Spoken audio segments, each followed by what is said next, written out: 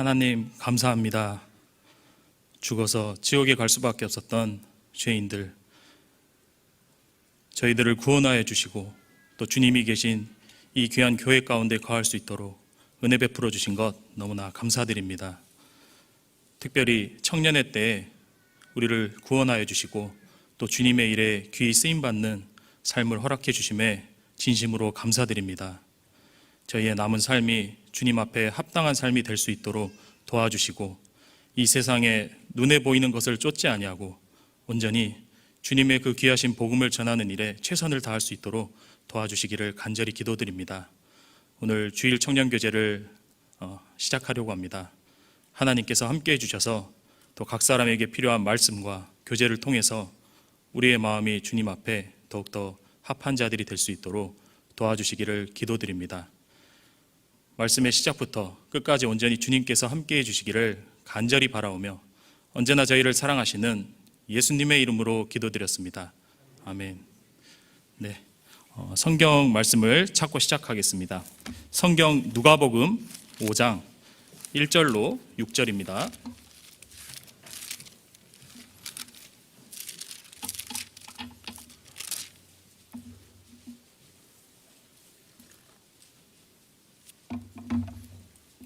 네, 누가복음 5장 1절로 6절 말씀입니다.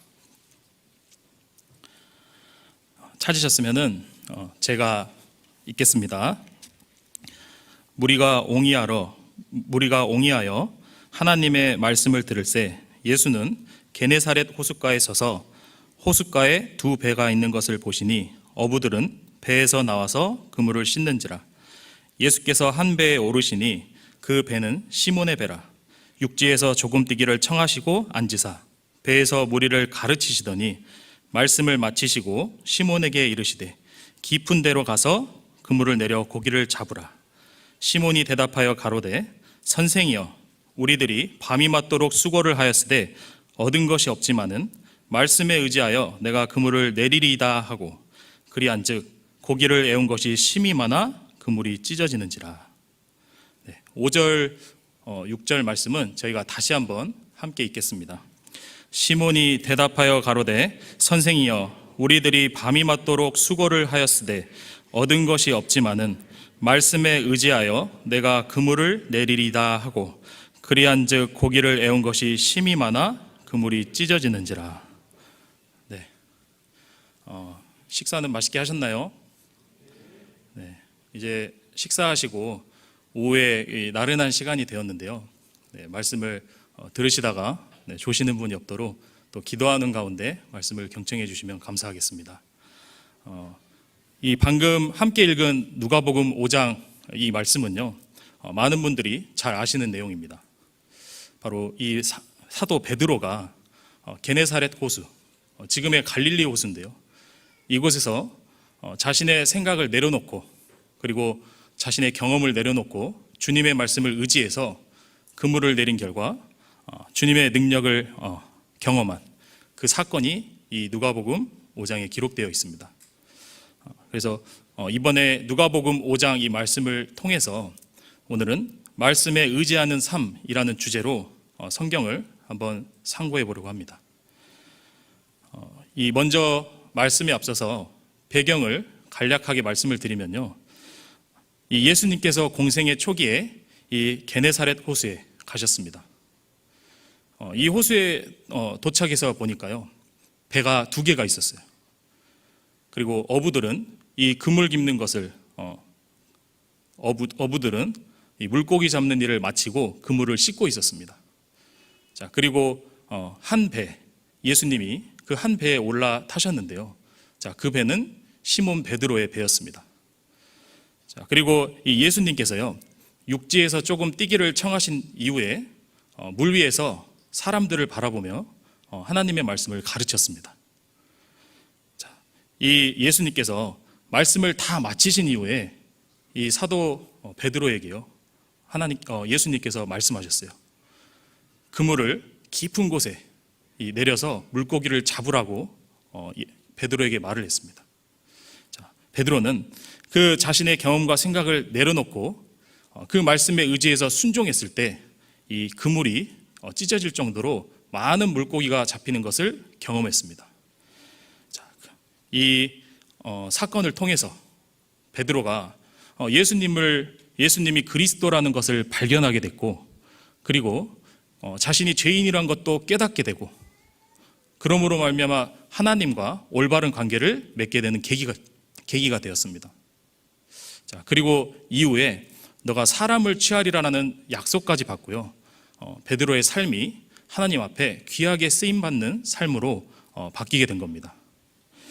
자, 이 베드로가 말씀에 의지해서 그물을 내린 이 사건은요, 실은 베드로에게 있어서, 그 베드로의 인생에 있어서 아주 중요한 전환점이 되었습니다.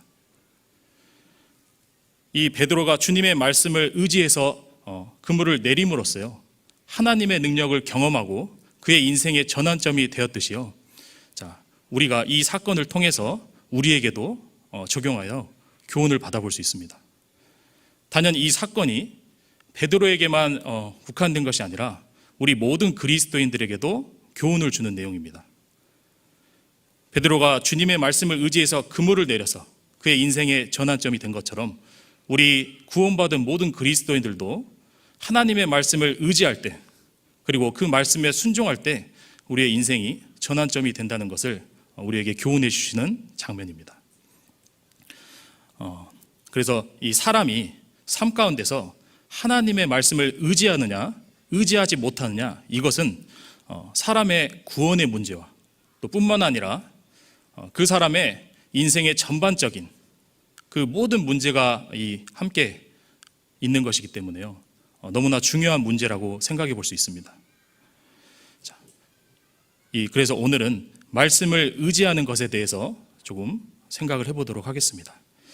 자, 먼저 그렇다면 사람이 왜 하나님의 말씀을 의지해야 될까?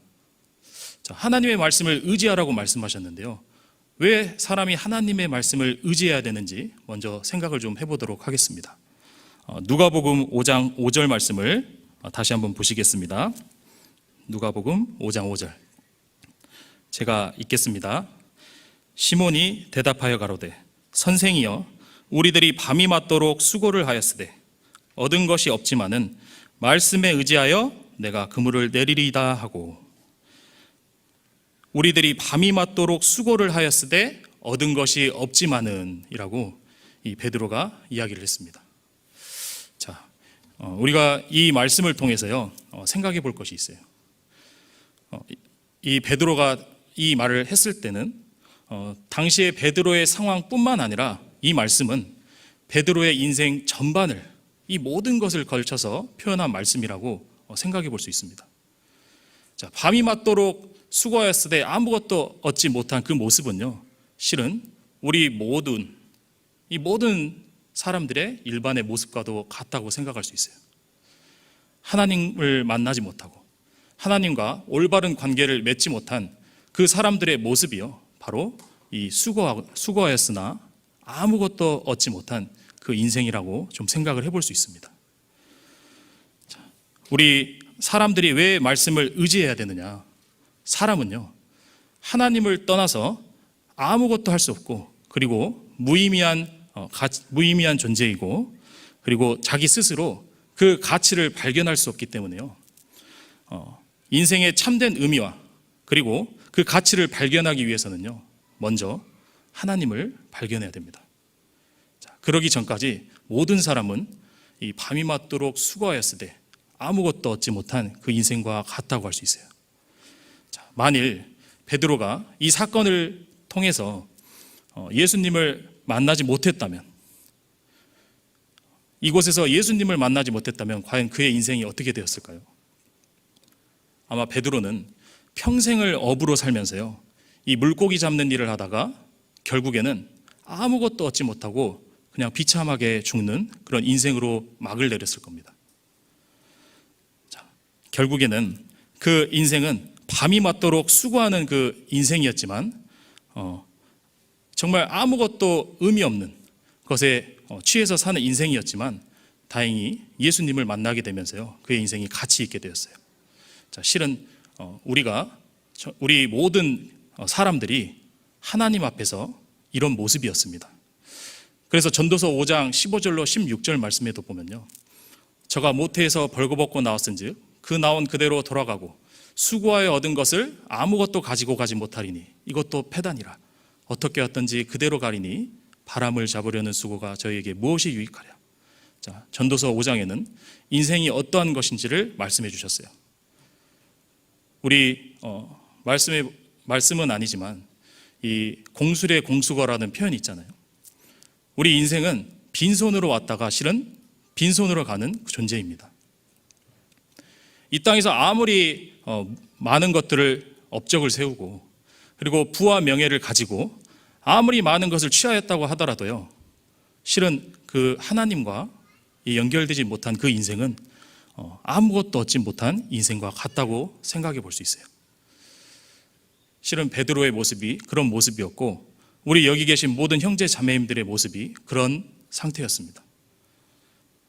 그래서 시편 90편 10절 말씀에도 보면 우리의 연수의 자랑은 수고와 슬픔뿐이라고 말씀했잖아요. 사람이 7, 80년을 살지만 그 연수의 자랑은 수고와 슬픔밖에 없다고 말씀했습니다. 실은 하나님을 만나기 전까지는요, 모든 사람들의 그 인생은 수고와 슬픔밖에 거둘 수 없는 그런 존재였어요. 자, 만일 우리가 이 주님을 만나지 못했다면 어땠는지도 한번 생각을 해봐야 됩니다. 우리가 인생에 있어서 만약에 주님을 만나지 못했다면요, 이 베드로처럼 아마 하루 벌어서 하루 먹고 살기 바쁜 그 인생처럼요, 매일같이 그 인생에 그 땅만 바라보다가요, 잠시 잠깐 오면 죽을 그런 비참한 인생이었습니다. 자, 이 어떤 분들이 간혹 이 신앙생활을 하면서 내가 믿음을 갖게 돼서 손해를 봤다라는 그런 말씀을 하시는 분도 간혹 계십니다. 자, 그런데 한번 잘 생각해 보세요. 정말 내가 주님을 만나게 되어서 손해를 본 게 있을까요? 많은 분들이 내가 믿음을 갖게 돼서 이것도 못하고 저것도 못했다라고 말씀하는 분들이 계십니다. 자, 그런데 실은 이 주님을 떠나서 행하는 모든 일이야말로요, 실은 가장 큰 손해를 보는 인생이라고 할 수가 있어요. 왜냐하면 그 사람의 인생은요, 내세가 보장되어 있지 않기 때문입니다. 자, 성경에는 사람의 인생에 대해서요, 많은 말씀을 기록해 주셨어요. 보이는 것은 잠깐이요, 보이지 않는 것은 영원함이라고 했어요. 눈에 보이는 것은 잠깐이라고 했습니다. 그래서 사람이 이 땅에서 아무리 많은 것을 취하고 또 구하고 또 업적을 세우더라도요, 다 눈에 보이는 것이기 때문에 잠시 잠깐 오면 다 지나간다고 말씀했어요.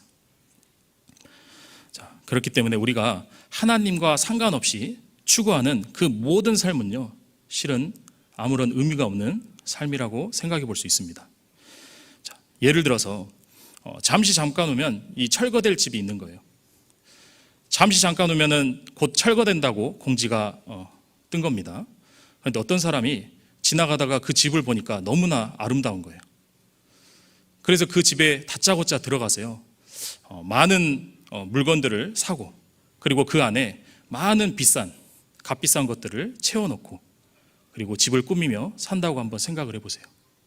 철거날이 됐습니다. 자, 모든 것이 다 무너졌어요.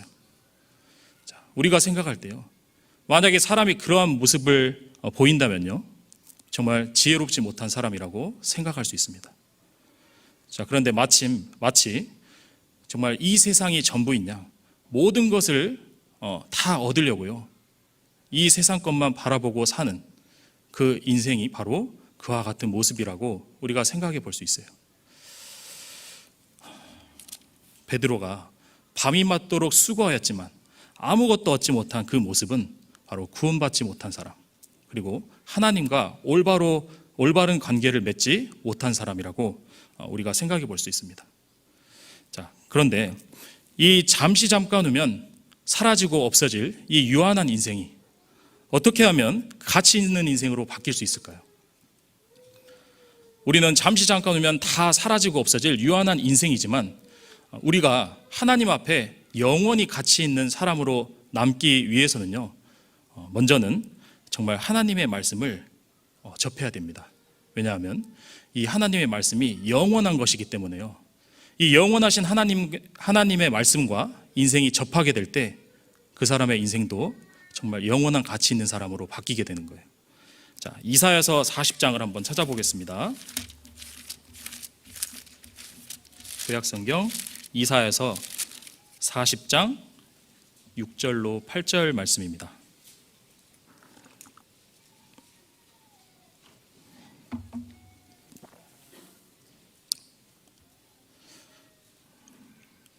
이사야서 40장 6절로 8절입니다. 저희가 함께 읽겠습니다.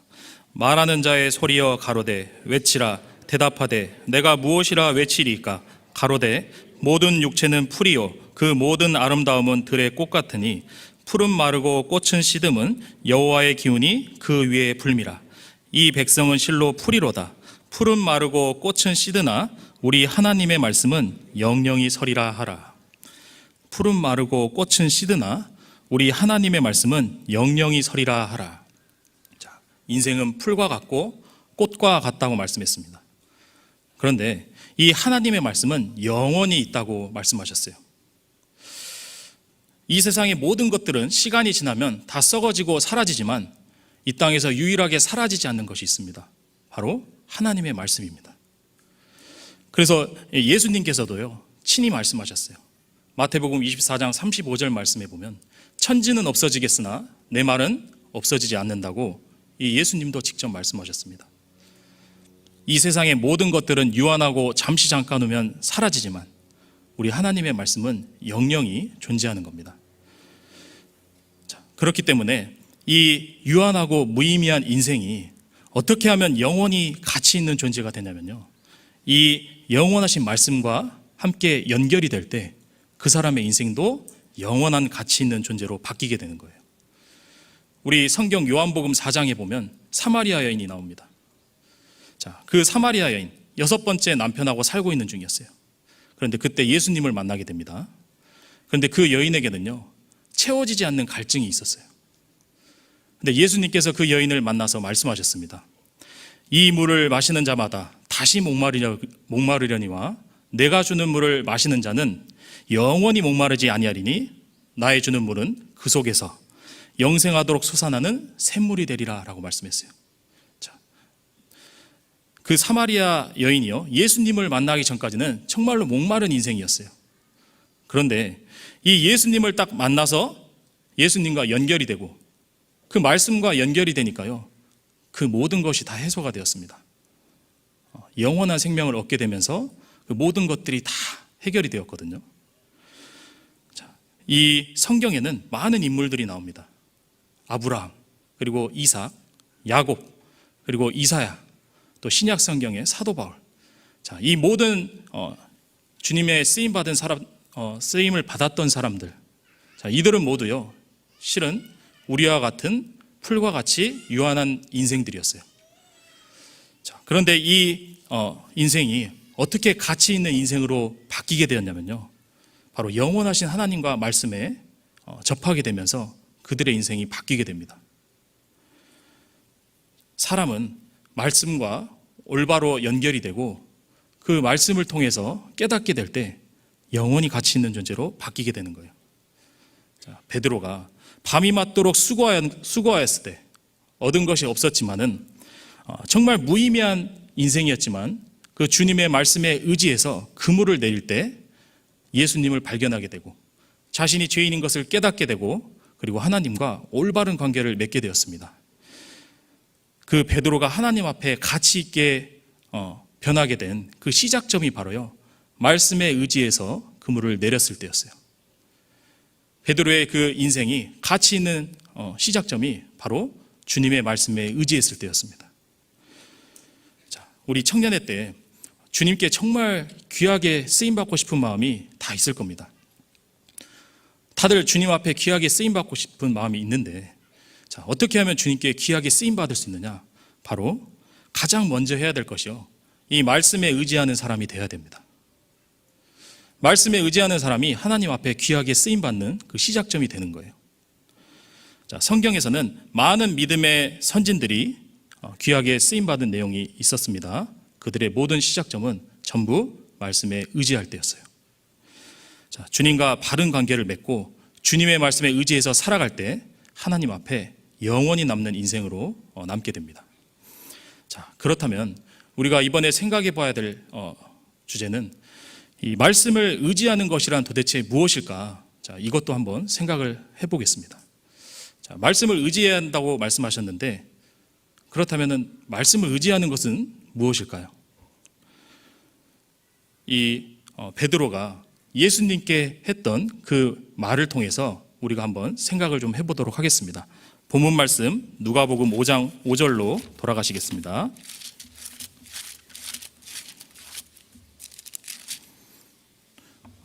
누가복음 5장 5절입니다.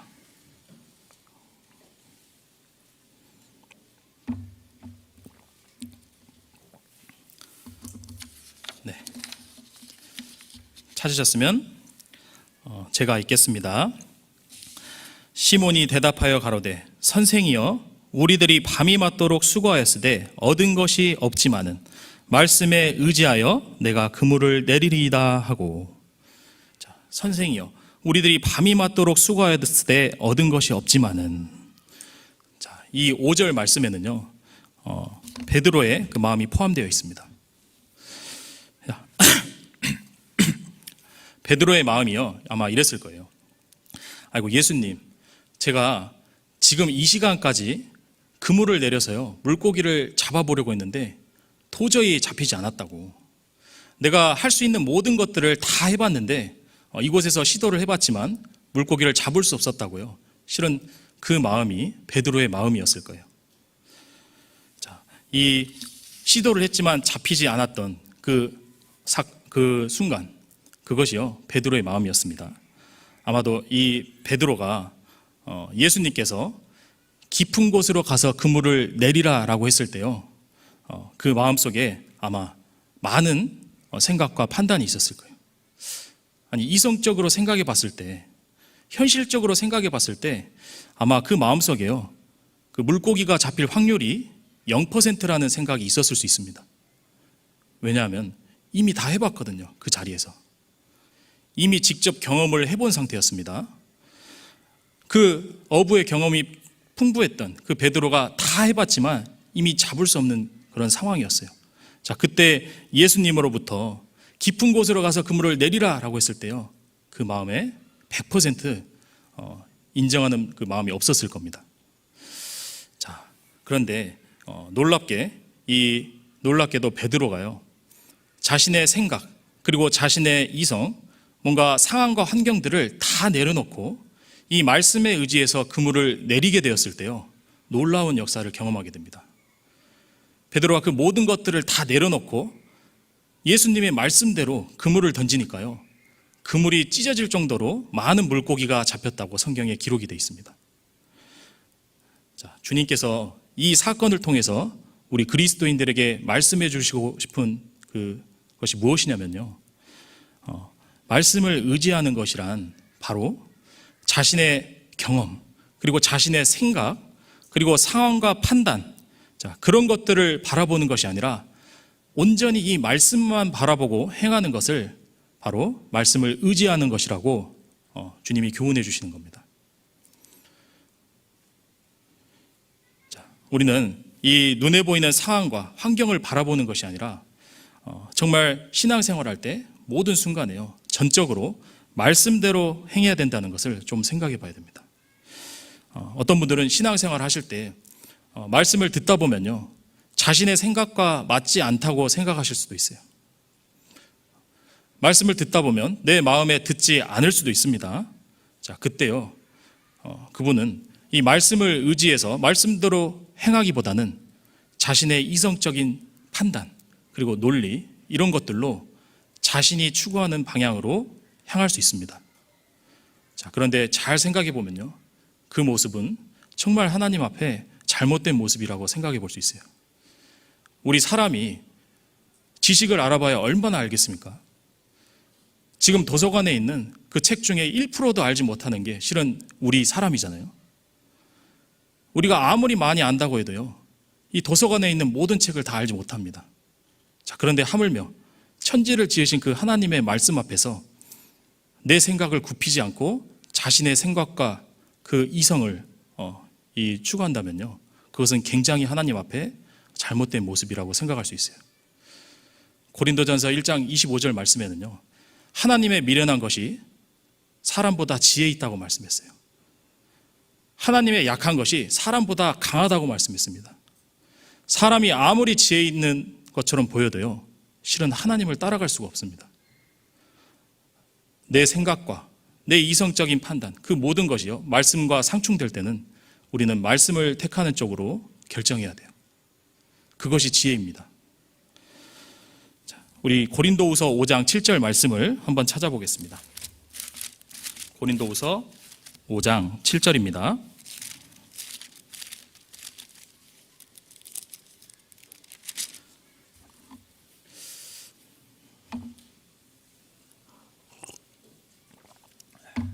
고린도후서 5장 7절 찾으셨으면 저희가 함께 읽겠습니다.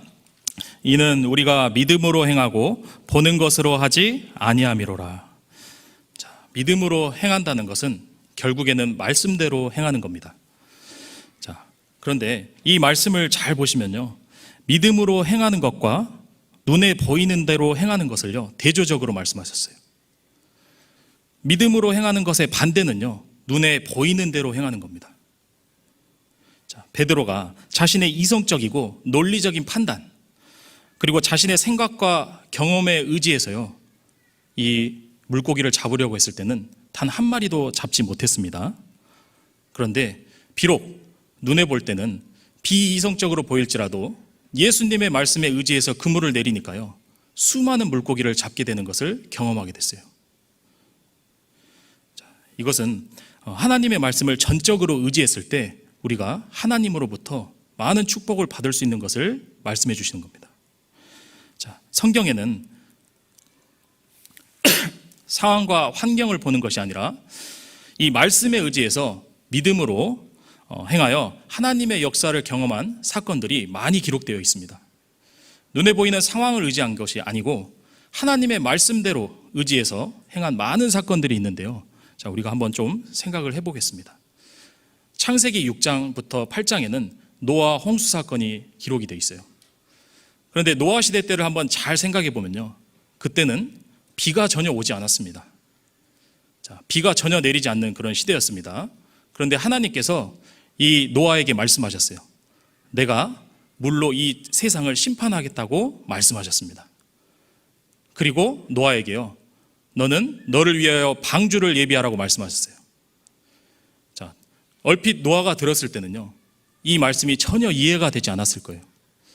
아니, 비라는 것을 한 번도 보지 못했고, 그리고 물이 전 세상에 가득 차서 다 심판을 하겠다는 말씀을 들었을 때요, 노아의 이성과 생각으로는 전혀 이해가 되지 않는 말씀이었을 수 있습니다. 자, 그런데 노아는 자신의 생각과 이성을 의지하지 않고 하나님 말씀대로 그대로 행했습니다. 그래서 방주를 예비했어요. 그 결과 노아와 노아 식구들이 구원함을 얻었습니다. 자, 그리고 여호수아 6장에 보면요, 여리고 성을 무너뜨린 사건도 기록이 되어 있어요. 자, 여리고 성을 무너뜨린 사건을 잘 보면요, 하나님께서 여리고 성을 무너뜨리기 위한 그 방법 또한 알려주셨습니다. 자, 6일 동안은 진을 갖춰서 매일 하루에 한 바퀴씩 여리고 성을 돌으라고 했어요. 그리고 마지막 7일째 되는 날은 그 성을 7바퀴를 돌으라고 말씀했습니다. 자, 얼핏 들으면요, 하나님이 이스라엘 백성을 골탕 먹이는 것 같습니다. 전혀 이해가 되지 않는 말씀이잖아요. 이 작전을 짜는데 이런 작전이 없는 겁니다. 자, 그런데 이스라엘 백성은 말씀 그대로 행했습니다. 자, 말씀대로 돌고 마지막 날 제사장이 양강나팔을 불 때 이스라엘 백성이 다 함께 고함을 질렀어요. 그러니까 놀랍게도 갑자기 성이 다 무너져 내렸습니다. 자, 하나님의 말씀대로 행할 때 비이성적으로 보였지만 그대로 행했을 때요, 여리고 성이 무너지는 그 역사를 경험했어요. 자, 그리고 또 민수기 21장에 보면요, 이스라엘 백성이 광야를 통과하는 사건도 기록이 되어 있어요. 이스라엘 백성이 출애굽한 이후에 광야를 통과할 때 하나님께 원망을 했습니다. 그래서 하나님께서 그들을 징계하시기 위해서 불뱀을 보내는 사건이 기록이 되어 있어요. 불뱀으로 인해서 많은 사람들이 죽어가니까 많은 사람들이 이 모세에게 구했습니다. 빨리 하나님께 기도해서 우리를 좀 구원해 달라고 모세에게 이야기를 한 겁니다. 자, 모세가 그 하나님께 기도를 해서 응답받았던 내용은 정말 비이성적인 내용이었어요. 놋뱀을 만들어 장대 위에 달라 물린 자마다 보면 살 것이라고 이야기를 했습니다. 자, 놋뱀을 보면 산다고 말씀을 받은 겁니다. 자, 우리가 생각해 봤을 때는요, 이성적으로 한번 생각해 보면 이 뱀에게 물렸으면 독을 빼내야 되잖아요. 독을 빼내고 치료해야지 낫는다라고 생각하는 게 일반적인 상식입니다. 자, 그런데 하나님은 전혀 다른 방법을 제시해 주셨어요. 놋뱀을 만들어서 달아라. 그리고 그거 보면 산다고 말씀했습니다. 놀랍게도 그것을 말씀대로 행한 사람들은 다 살았습니다. 놋뱀을 본 사람들은 전부 다 살았어요. 그런데 반대로 놋뱀을 보지 않는 사람들은 전부 죽었습니다. 자, 이 놋뱀을 보는 것은요, 굉장히 쉬운 일이에요. 그냥 쳐다만 보면 되거든요. 그런데 그것을 보지 않은 사람들이 있었어요. 누가 보지 않았냐면요, 자신의 생각, 자신의 경험, 그리고 자신의 이성적인 그 판단을 쥐고 놓지 않는 사람들은요, 그 놋뱀을 보지 않았습니다. 그 사람들은 결과적으로 다 죽었어요. 자, 우리가 이성적으로 생각할 때 하나님의 말씀이 내 생각과 상충될 수 있습니다. 그런데 그때 우리는 하나님의 말씀대로 행해야지만요, 우리가 하나님 앞에 축복받는 사람이 될 수 있어요. 이처럼 많은 믿음의 선진들이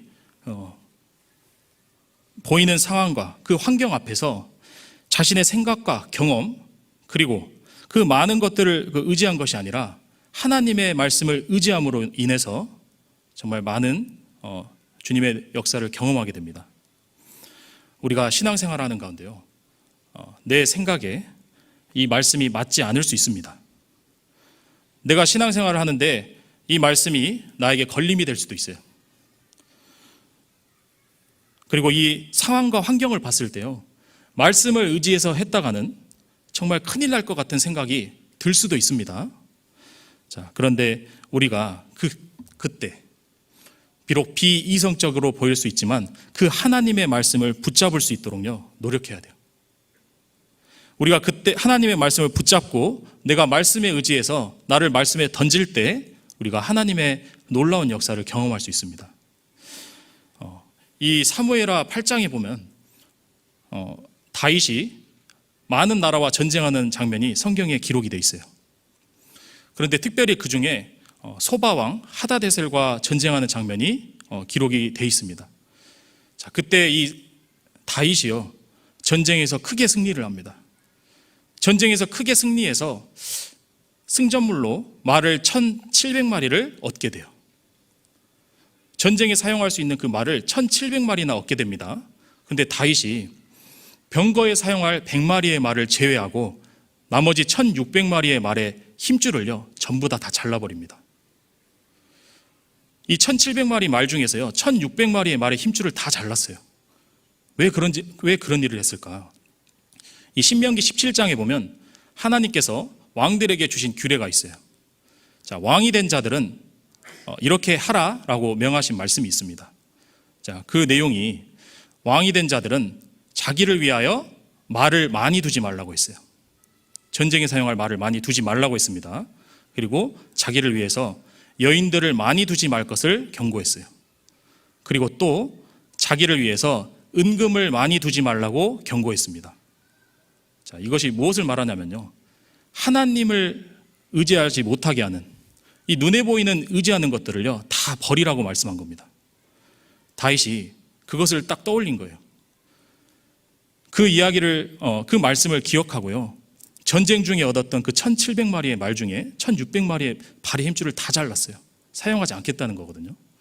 자, 놀라운 것은 그때 아직 전쟁이 종결된 상태가 아니에요.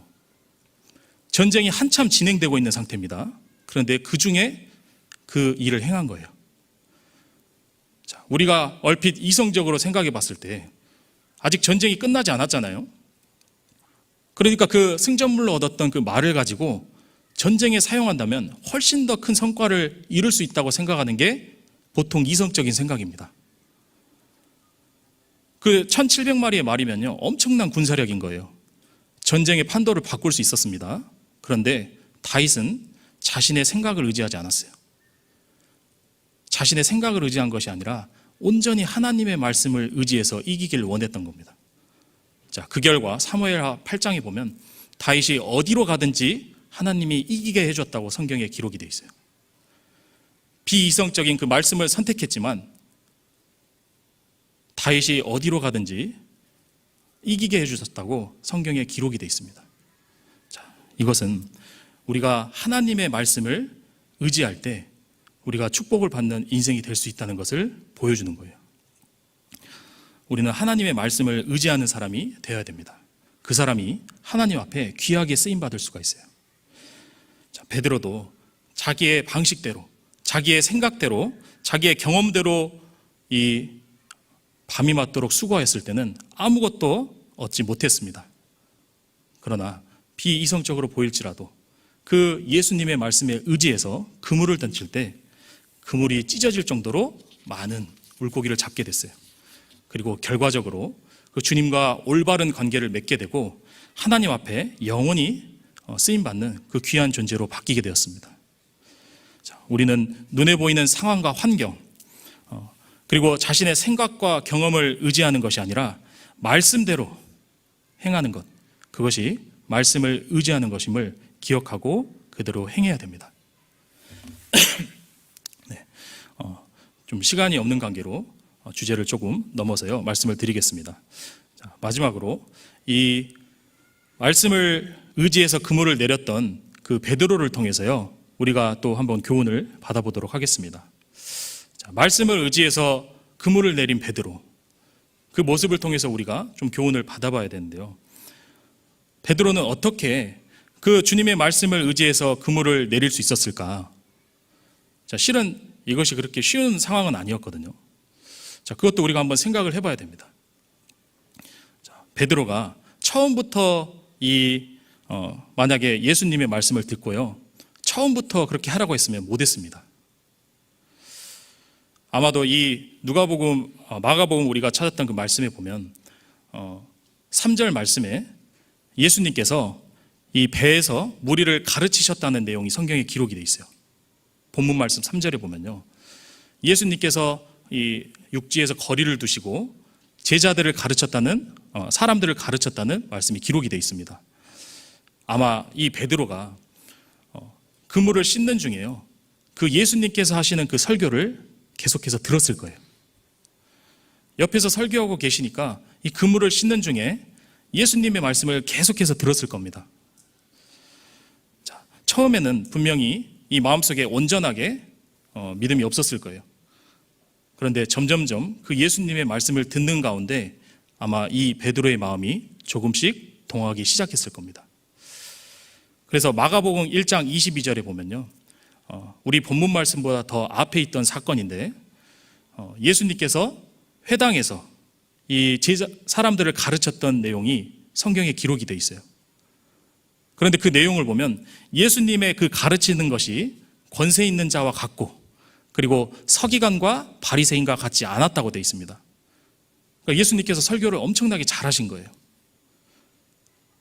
베드로가 그 아마 설교를 곁에서 들으면서요, 그 마음이 조금씩 열리기 시작했을 겁니다.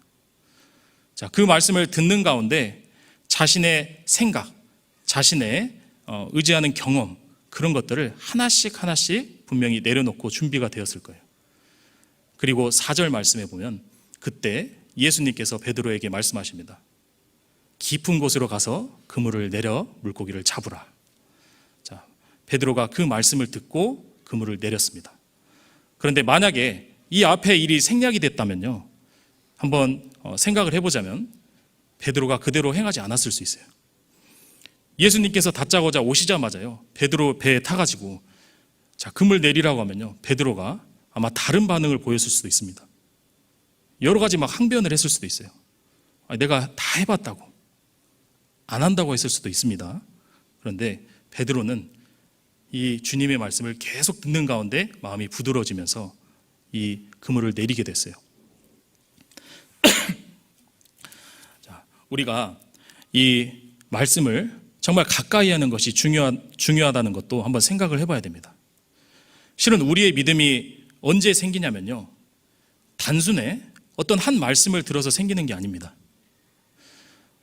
말씀을 지속적으로 정말 성실하게 듣는 가운데 우리의 믿음이 점점점 자라나는 것을 생각해 볼 수 있어요.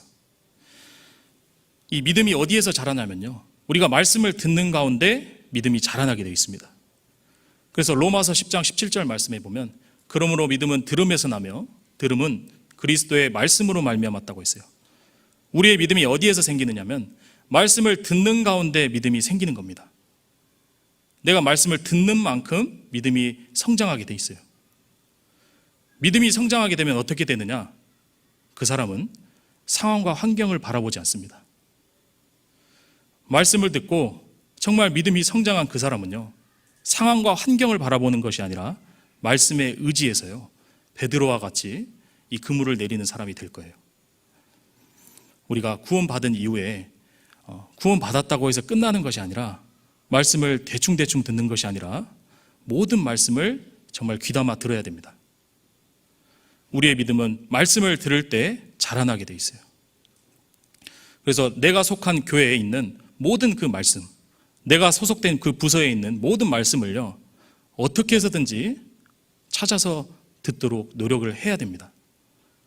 간절한 마음으로 말씀을 들으셔야 돼요. 그 사람이 정말 주님 앞에 귀 쓰임 받는 사람이 될 수 있어요. 자, 그리고 두 번째, 말씀에 의지해서 그물을 내렸던 그 베드로를 통해서 또 교훈을 받겠습니다. 당시에 그 베드로가 예수님으로부터 그물을 내리라라고 말씀을 들었을 때 과연 베드로의 마음이 어땠을까요? 베드로가 100% 마음에 아멘하는 상황이었을까요? 아마 그 마음 가운데요, 많은 의심도 있었고 확신도 없었습니다. 분명히. 왜냐하면 이 성경에 보면 베드로가 예수님의 그 경험을 체험하기 전에는요, 예수님을 주님으로 부르지 않았어요. 선생이여라고 성경에 기록되어 있습니다. 예수님이 말씀을 잘 가르치는 어떤 선생 정도로 생각을 한 거예요. 그런데 이 베드로가 그 마음이 어떠했던지 상관없이 그 주님의 말씀에 의지해서 그물을 내리게 됐을 때 주님의 놀라운 역사를 경험하게 되고 그의 표현이 바뀝니다. 예수님을 주여라고 부르게 돼요. 주여, 나는 죄인으로서이다. 나를 떠나가 달라고요. 이 표현이 바뀌게 됩니다. 자, 이 베드로를 통해서요, 우리가 교훈받아 봐야 될 부분이 있어요.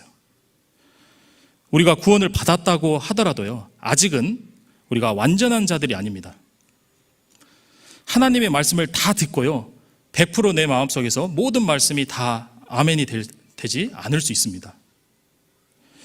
자, 우리는 너무나 연약하기 때문에요, 매일같이 마음이 요동하고 흔들립니다. 자, 그러나 중요한 것은 내 마음이 온전치 못한 상황이더라도 우리가 그 주님의 말씀대로 의지해서요, 우리가 주님의 말씀대로 행했을 때 주님의 놀라운 역사를 경험하게 될 것도 생각해야 됩니다. 그리고 뿐만 아니라 그 놀라운 역사를 경험하게 됐을 때 우리의 믿음도 확고해지는 것을 또 생각을 해봐야 돼요.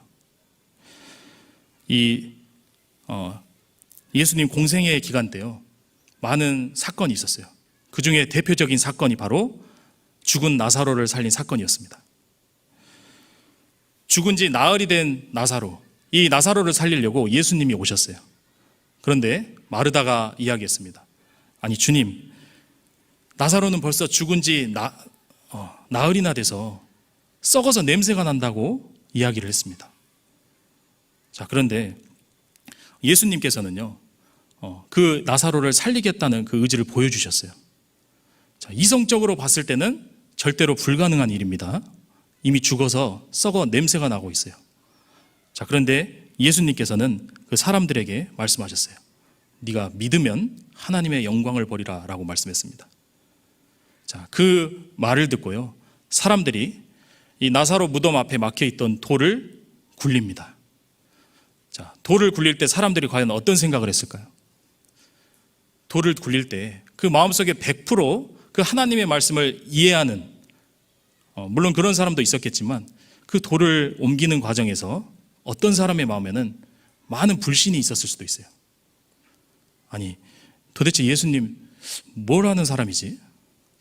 도대체 어떻게 하려고, 이 뒷수습을 어떻게 하려고 이런 일을 행하시지? 이 아마 그 마음속에서요, 많은 그 의심이 들었을 수도 있습니다. 그런데 어찌됐든 그 부족한 그런 마음을 가지고도 돌을 옮겼어요. 그 결과 예수님이 큰 역사를 보여주셨습니다. 나사로야 나오라. 이 나사로가요, 붕대에 쌓인 채로 걸어서 나왔습니다. 거기에 있던 모든 사람들이 다 놀랬을 거예요. 자, 분명히 비이성적으로 보이는 그런 상황이었어요. 절대로 불가능한 상황이었습니다. 그런데 예수님의 말씀대로 의지해서 정말 비록 연약한 마음을 가지고 있었지만 그 예수님의 말씀을 의지해서 돌을 옮겼을 때 주님의 크신 그 역사를 보게 됐어요. 그리고 그들의 믿음이 아마 확고해졌을 겁니다. 이 돌은, 나사로의 무덤에 있었던 돌은요, 우리 생각과 우리의 경험이라고 생각을 좀 해볼 수 있어요. 예수님의 말씀에 의지해서 우리가 돌을 옮겨 놓을 때 우리가 하나님의 영광을 볼 수 있습니다. 자, 그리고 열왕기하 5장에 보면요, 또 수리아 사람 나아만이 나와요. 우리가 잘 아는 문둥병자 나아만이 나오는데, 나아만이 병을 낫기 위해서 이스라엘로 찾아왔습니다. 이스라엘로 찾아와서 엘리사의 집에 갔는데요, 엘리사가 나아만에게 말했어요. 너가 정말 병이 낫고 싶으면 요단강에 들어가서 몸을 7번 씻고 나오라고 했습니다. 자, 처음에 나아만이 그 이야기를 들었을 때 굉장히 화를 냈어요. 아니, 저 더러운 요단강 물에 들어갔다가 나오라고? 우리 고국에 있는 아마나강과 바르발강은 이 이스라엘에 있는 모든 강물보다 더 나은데 내가 이 더러운 조그만 강에 들어가라고? 화를 내면서요, 그 엘리사를 떠나려고 했습니다. 자, 그런데 다행히도 그 나아만의 수하 중에 지혜로운 종들이 있었어요. 그 종들이 잘 타일렀습니다. 아니, 내 아버지요, 이 선지자가 더 큰 일 시켰어도 했을 건데 그게 뭐 그렇게 큰 일이라고 하지 않습니까? 믿져야 본전인데 한번 해보라고 이 나아만한테 이야기를 한 겁니다. 나아만이 듣고 보니까 그런 거예요. 자, 그 나아만이 요단강에 들어가기까지 그 마음이 어땠을까요? 그 마음속에요, 반신반의하는 그 마음이 아주 가득했을 거예요. 100% 그 말씀에 의지하는 마음이 없었을 수 있습니다. 자, 그런데 말씀대로 요단강 물에 들어갔어요. 1번, 2번, 3번, 5번, 6번, 7번을 정확하게 딱 들어갔다 나오니까 몸이 어린아이와 같이 깨끗해졌다고 되어 있습니다. 나아만이 엄청나게 놀랐을 거예요. 비록 그 마음 가운데 의심이 있었지만 하나님의 말씀에 의지해서 순종하니까 하나님의 크신 역사를 보게 됐어요. 그리고 뿐만 아니라 나아만이 하나님을 믿는 믿음이 생겼습니다. 자, 우리가 잘 아는 창세기 12장에도 보면 아브라함이 하나님으로부터 부름받은 사건도 있어요. 자, 창세기 12장에 보면 하나님께서 아브라함에게 명령하셨습니다. 너는 내 본토 아비집을 떠나 내가 내게 지시할 땅으로 가라 라고 말씀했어요. 이 창세기 12장만 보면요, 아브라함이 아무런 생각 없이 그냥 말씀에 온전히 순종해서 간 것처럼 보입니다. 자, 아브라함이 온전히 하나님의 말씀을 다 이해해서 간 것처럼 보일 수 있어요. 그런데 실은 아브라함의 마음이 그때 어땠을까요? 하나님으로부터 네가 살고 있는 그 땅에서 떠나서 저 알지 못하는 저 가나안 땅으로 가라고 했을 때 그때 아브라함의 마음이 어땠을까? 자, 그때 아브라함의 마음이 성경에 기록이 되어 있습니다. 자, 히브리서 11장 8절을 한번 보시겠습니다.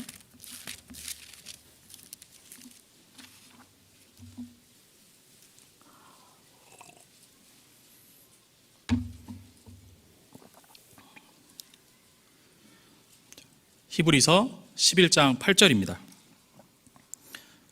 찾으셨으면은 제가 읽겠습니다. 믿음으로 아브라함은 부르심을 받았을 때 순종하여 장래 기업으로 받을 땅에 나갈새 갈 바를 알지 못하고 나갔으며. 자, 창세기 12장에는 기록되어 있지 않지만 이 히브리서 11장 8절에는 그때 당시 아브라함의 마음이 기록이 되어 있어요.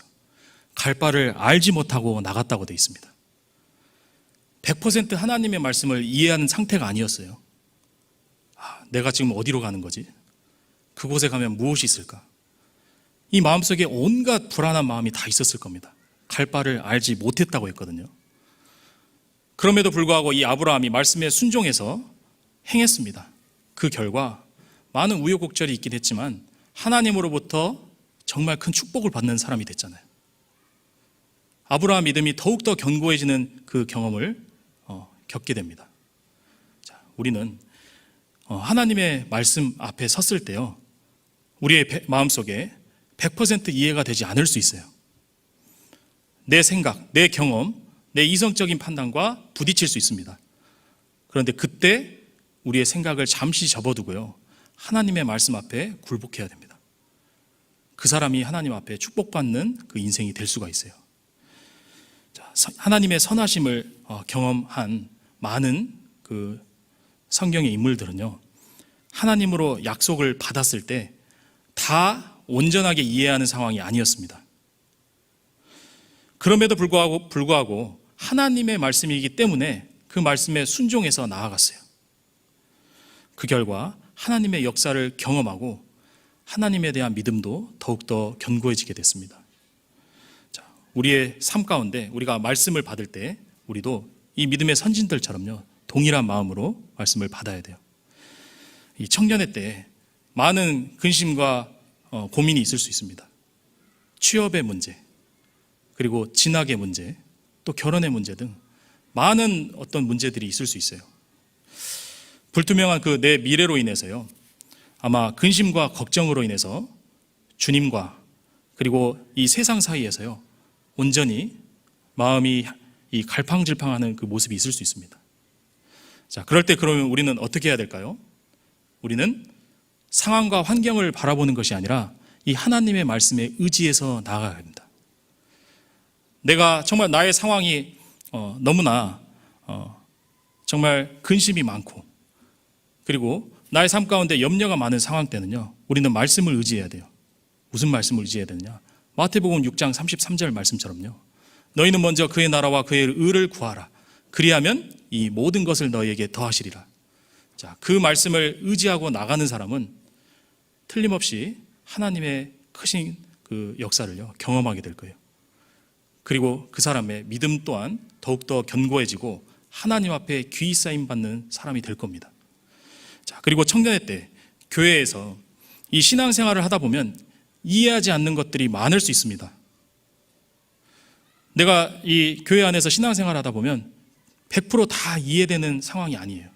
많은 것들이 부딪힐 수 있습니다. 예를 들어서 이제 대면교제가 시작됐잖아요.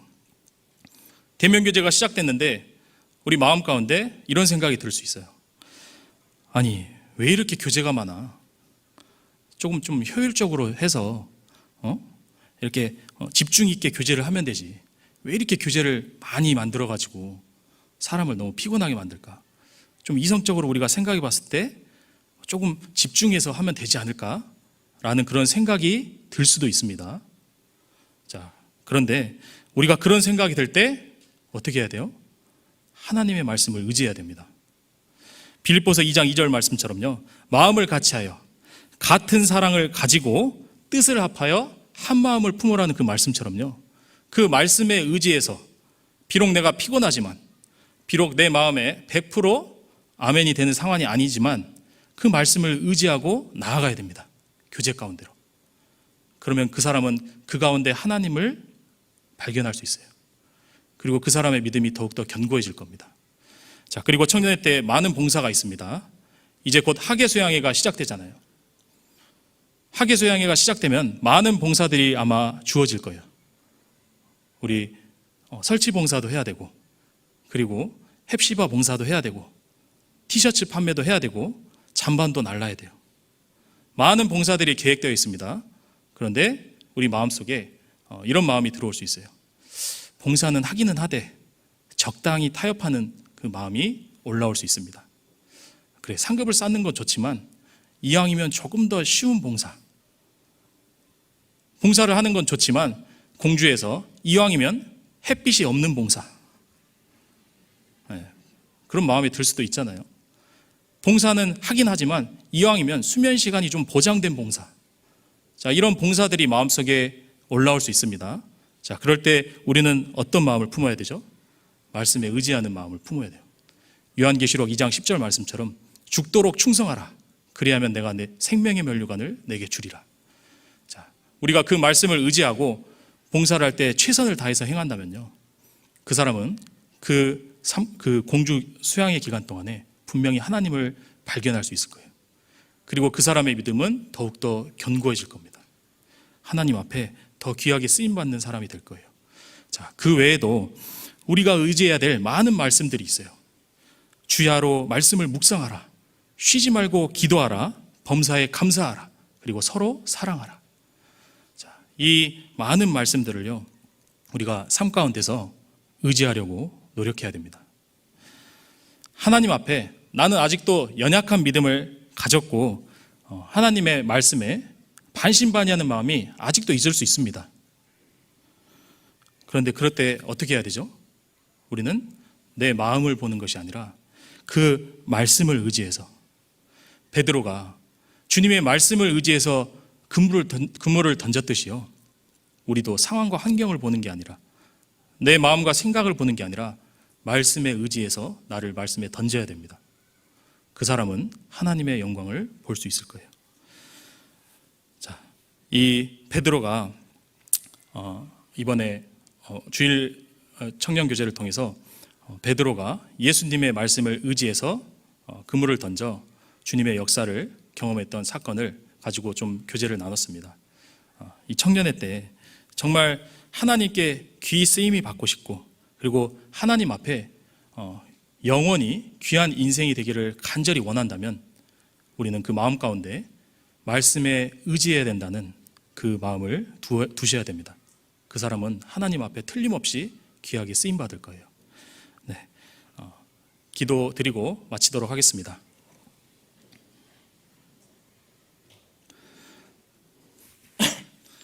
하나님 감사합니다. 오늘 함께 말씀을 배울 수 있는 귀한 시간을 허락하여 주셨습니다. 우리가 청년회 때 하나님의 말씀에 의지하여 정말 주님을 의지함으로 모든 말씀을 나의 삶 가운데서 실천하는 그런 청년들이 될 수 있도록 도와주시기를 간절히 기도드립니다. 우리의 삶 가운데 항상 우리를 주관하여 주시고, 또한 말씀을 의지해서 행할 때 주님의 크신 역사를 통해서 우리의 믿음을 더욱더 견고하게 해주시기를 간절히 바랍니다. 이후의 모든 시간 가운데서도 주님께서 함께 해주시기를 간절히 바라오며 언제나 저희를 사랑하시는 예수님의 이름으로 기도드렸습니다. 아멘.